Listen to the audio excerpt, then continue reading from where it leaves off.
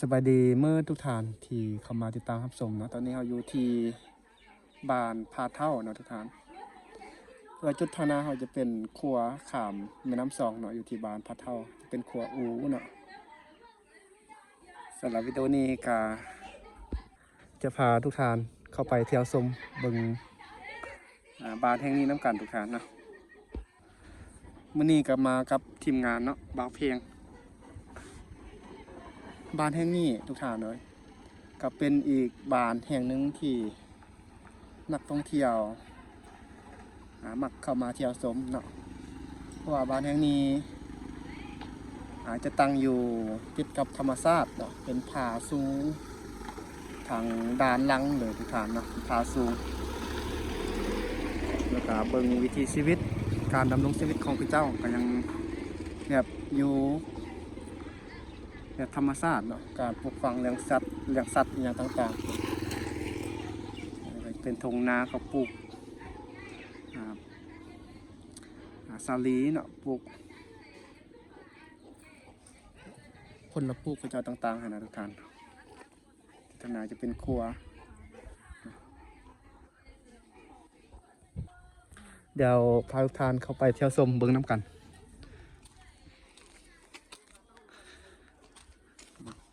มีปุษามงเนาะ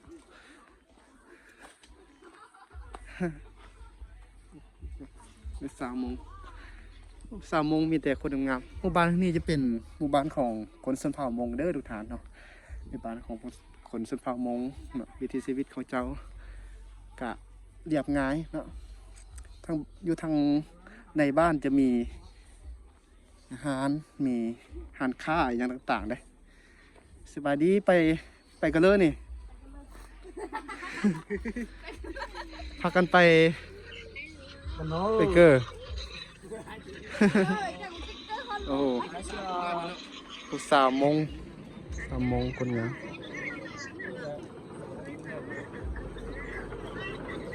เป็นรถจักรเป็นขั่วอูขามแม่น้ำสองพากันไปใส่ผู้สาวฮะไปเบียงเนาะไปเบียงที่ใส่อยู่พุ่นปะอ๋อนี่เขาอันนี้ปะก็จุดทางหน้าเขามีงานนี่อย่างเขาอยู่ท่านน่ะอ๋อมีทางผู้บ่าวผู้สาวเนาะคนมงงามตาฮักตาเพียงไปทุกท่านเดี๋ยวจะพาทุกท่านเข้าไปเที่ยวชม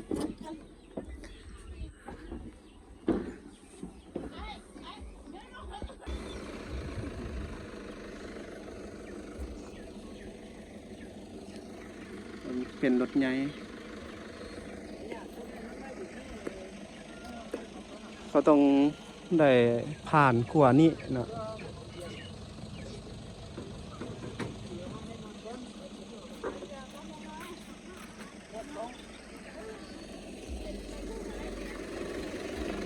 เข้าได้บ่โอ้ต้องสำนานเท่านั้นทุกท่านเนาะถึงจะเข้าได้ก็แต่วิทย์น้อยเดียวนึงเนาะ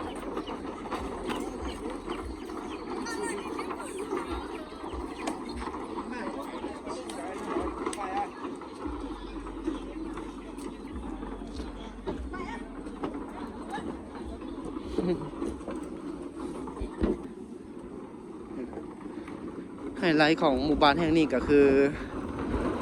จะมีขั่วอูเนาะอยู่ในบ้านอย่างที่ทุกท่านเขาจะอาศัยหัวขั่วแห่งนี้เนาะ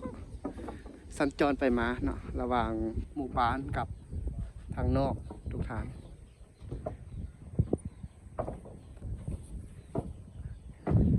บ้านผาเท่าเมืองวังเวียงเนาะอันนี้ก็จะเป็น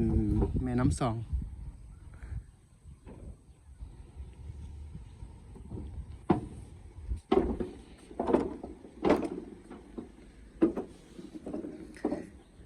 เดี๋ยว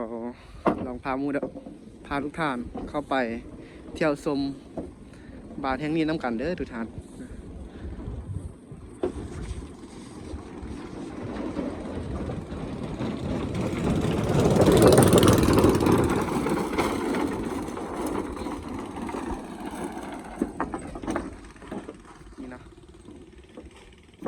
านแห่งนี้ก็เป็นหมู่บ้านหนึ่งที่นักท่องเที่ยวมักมาเที่ยวชมเด็ดขาดนะมาเที่ยวชมเบิ่งวัฒนธรรมแล้วก็มาเบิ่งหมู่บ้านพระเจ้าเนาะเบิ่งธรรมศาสตร์อย่างเงี้ยต่างๆว่าจะเป็นหมู่บ้านของคนมงนะเบิ่งประเพณีวัฒนธรรมของพระเจ้า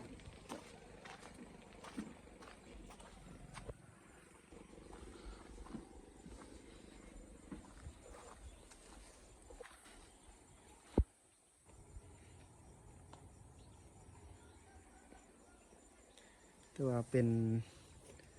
บ้านหนึ่งที่มีความสงบนะแต่ว่าใดขึ้นซื้อเป็นบ้านป้องกันความสงบดีนะว่าแต่ว่าบ่มีเหตุการณ์ที่เกิดขึ้นเหตุการณ์คือว่าเป็นบ้านที่บ่เคยมีเรื่องเหตุการณ์ที่บ่สงบนะทุกท่านนะแบบเหตุการณ์ที่ภายในบ้านถือว่าเป็นขึ้นชื่อว่าเป็นบ้านที่สงบดีเนาะก็ถือว่าเป็นนักท่องเที่ยวสามารถเข้ามาเที่ยวมาชมเบิ่งประวัติประเพณีวัฒนธรรมของหมู่บ้านแห่งนี้ได้เนาะ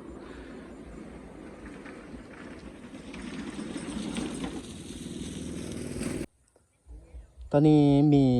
ผู้สาวมง3 คนเนาะ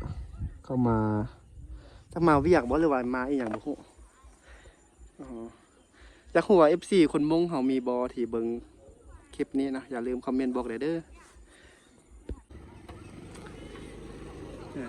ตอนนี้บริเวณแถวนี้ก็จะเป็นครัวเนาะอยู่กลางหมู่บ้านก็จะมีห้องเมืองเนาะผ่านกลางหมู่บ้านเลยทุกท่านตอนนี้ก็จะมีหานคาอีกอย่างต่างๆเนาะของบ้านพาเท่านะคนมงนี่ก็จะเป็นคนที่มักในการค้าขายได้ทุกท่านนะเพราะว่าจะอยู่หมู่บ้านน้อยหมู่บ้านใหญ่นะก็จะมีที่หานคาทุกท่านนะโดยเฉพาะเป็น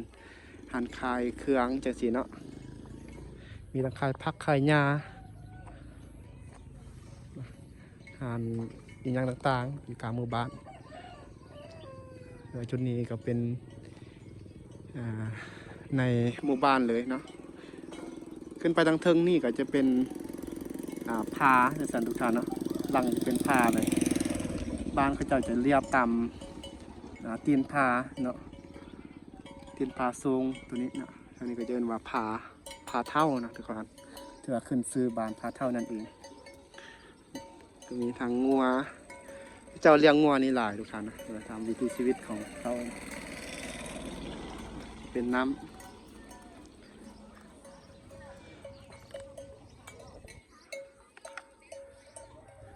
บ้านแห่งนี้เป็นบ้านหนึ่งที่มี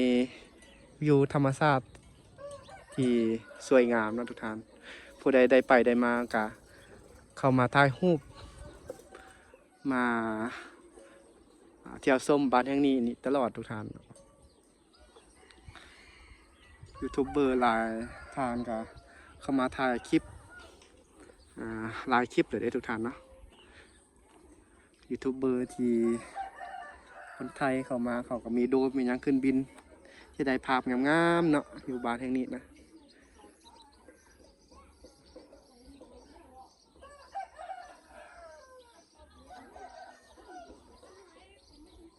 เขาขี่รถเข้ามาเนาะมาฮอดจุดนี้ก็จะมี2 แยกทุกท่านแยกทางซ้ายมือแล้วก็กับขวามือเนาะขึ้นเทิงแล้วก็ลงลุ่มเนาะบรรยากาศก็จะประมาณนี้เดี๋ยวจะพาทุกท่านไปเลาะแถวชมเบิงจุดอื่นต่อเนาะเป็นจังไรนั้นติดตามเบิงน้ำกันทุกท่านเดี๋ยวจะขี่รถพาทุกท่านแถวชมตามทางแต่กลางหมู่บ้านแถวนี้ขึ้นไปเทิงนี่เป็นจังไร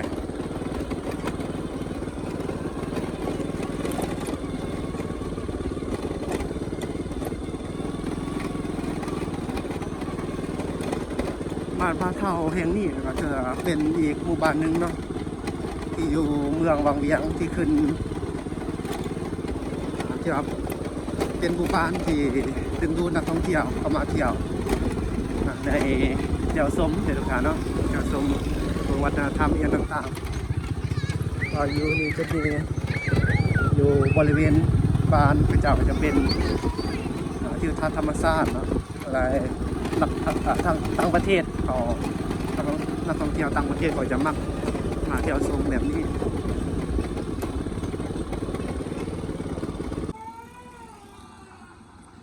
ตอนนี้พาทุกท่านมาเบิ่งบริเวณจุดนี้ทุกท่านเนาะโอ้ตอนนี้แรงมานี่เขาก็ไล่งัวเขาเจ้ากลับคอกเนาะโอ้หลายโตเลยนะมีรถไทยครับ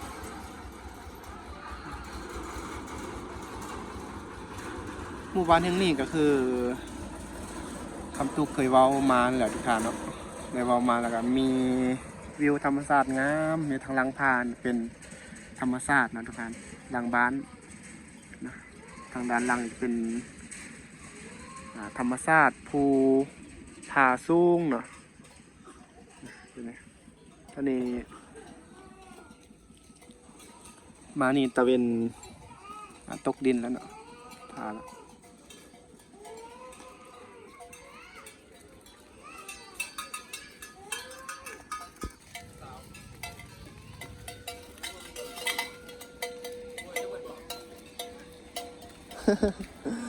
เว้าภาษาลาวบ่ได้เ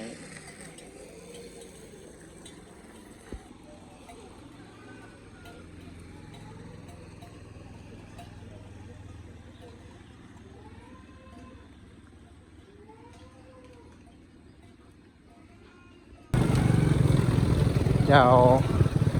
พาทุกท่านขี่รถชมบรรยากาศเนาะน้ำแรงของหมู่บ้านพาเท่ากันตามเส้นทางนี้ลงไปเลยมีร้านค้าอย่างต่างๆอยู่ด้วยเนาะ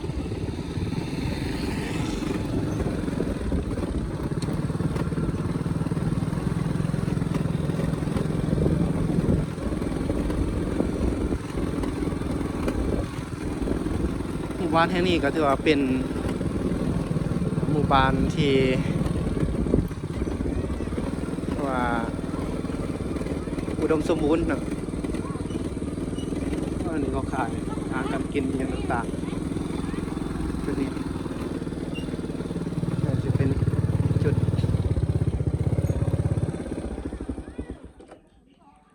มีตลาดเลยนะหมู่บ้าน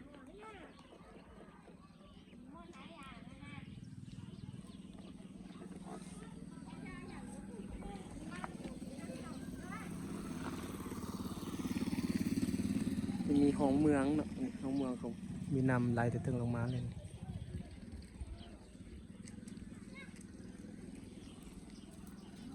เด็กน้อยซื้อขนมซื้ออย่างนี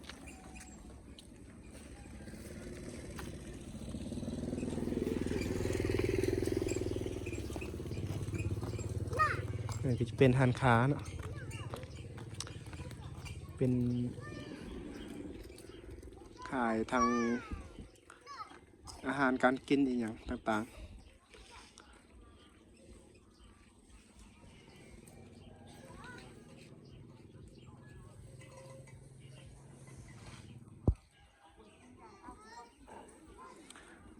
โอ้เขาเลี้ยงงัวหลายทุกทางเลี้ยงงัวหลายเนาะ